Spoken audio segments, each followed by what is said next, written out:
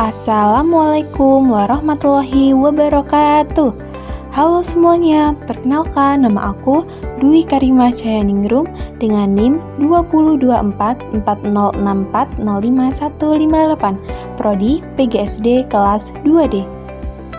Dalam video kali ini, aku akan menjelaskan mengenai ruang lingkup administrasi pendidikan serta implikasinya terhadap mutu pendidikan nasional.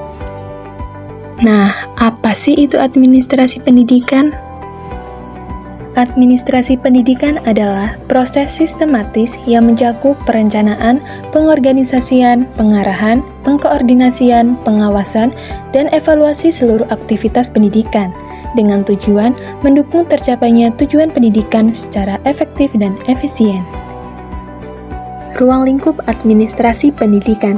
Yang pertama yaitu administrasi tata laksana sekolah. Hal ini meliputi organisasi dan struktur pegawai tata usaha, otorisasi dan anggaran belanja keuangan sekolah, masalah kepegawaian dan kesejahteraan personel sekolah, masalah perlengkapan dan perbekalan, keuangan dan pembukuannya. Kedua, administrasi personel guru dan pegawai sekolah. Hal ini meliputi pengangkatan dan penempatan tenaga guru, organisasi personel guru-guru, masalah kepegawaian dan kesejahteraan guru, rencana orientasi bagi tenaga guru yang baru, in-service training dan upgrading guru-guru. Ketiga, administrasi peserta didik. Hal ini meliputi organisasi dan perkumpulan peserta didik, masalah kesehatan dan kesejahteraan peserta didik, penilaian dan pengukuran kemajuan peserta didik, bimbingan dan penyuluhan bagi peserta didik. Keempat, supervisi pengajaran. Hal ini meliputi usaha membangkitkan dan merangsang semangat guru-guru dan pegawai tata usaha dalam menjalankan tugasnya masing-masing sebaik-baiknya. Usaha mengembangkan, mencari, menggunakan metode-metode baru dalam mengajar dan belajar yang lebih baik, dan mengusahakan cara-cara menilai hasil-hasil pendidikan dan pengajaran. Kelima, pelaksanaan dan pembinaan kurikulum. Hal ini meliputi mempedomani dan merealisasikan apa yang tercantum di dalam kurikulum sekolah yang bersangkutan dalam usaha mencapai dasar-dasar dan tujuan pendidikan dan pengajaran, menyusun dan melaksanakan organisasi kurikulum beserta materi-materi, sumber-sumber, dan metode-metode pelaksanaannya sesuai dengan pembaharuan pendidikan dan pengajaran serta kebutuhan masyarakat dan lingkungan sekolah. Keenam, pendirian dan perencanaan bangunan sekolah.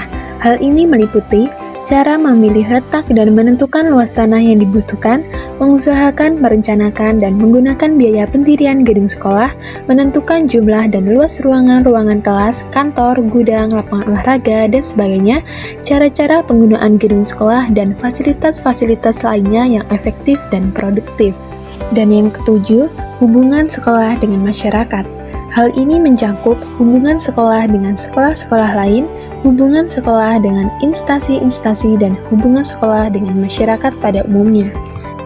Implikasi administrasi pendidikan terhadap mutu pendidikan nasional. Yang pertama, meningkatkan efektivitas dan efisiensi pengelolaan sekolah. Administrasi pendidikan yang baik membantu sekolah mengelola berbagai sumber daya secara optimal. Dengan perencanaan yang matang, pengorganisasian yang sistematis, dan pengawasan yang ketat, sekolah dapat menjalankan kegiatan belajar mengajar dengan lancar tanpa hambatan administratif. Kedua, mendukung pencapaian tujuan pendidikan.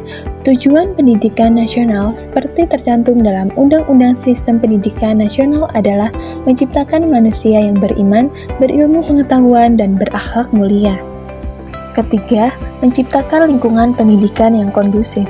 Administrasi pendidikan yang berlandaskan nilai-nilai kejujuran, keadilan, dan tanggung jawab menciptakan iklim sekolah yang kondusif bagi proses pembelajaran.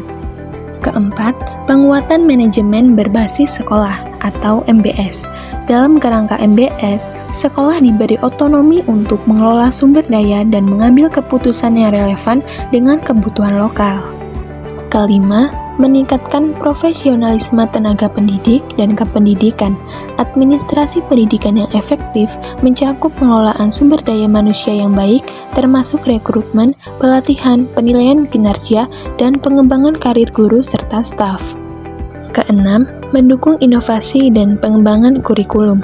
Administrasi pendidikan yang dinamis dan responsif memungkinkan sekolah untuk mengadaptasi dan mengembangkan kurikulum sesuai dengan kebutuhan zaman dan perkembangan teknologi. Ketujuh, memastikan standar nasional pendidikan terpenuhi.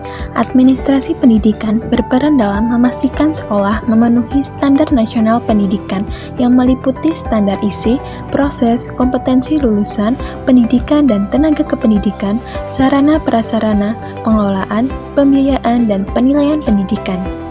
Dan yang kedelapan, meningkatkan akuntabilitas dan transparansi. Administrasi pendidikan yang baik menuntut adanya pencatatan, pelaporan, dan pertanggungjawaban yang jelas atas penggunaan sumber daya.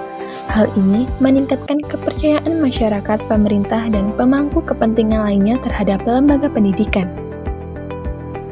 Jadi, kesimpulannya adalah administrasi pendidikan merupakan elemen penting dalam sistem pendidikan yang berfungsi untuk mengelola segala aspek yang mendukung proses pembelajaran agar berjalan secara efektif dan efisien.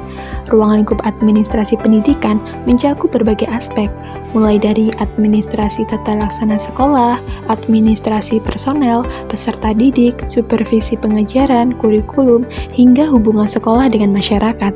Administrasi pendidikan memiliki implikasi yang besar terhadap mutu pendidikan nasional.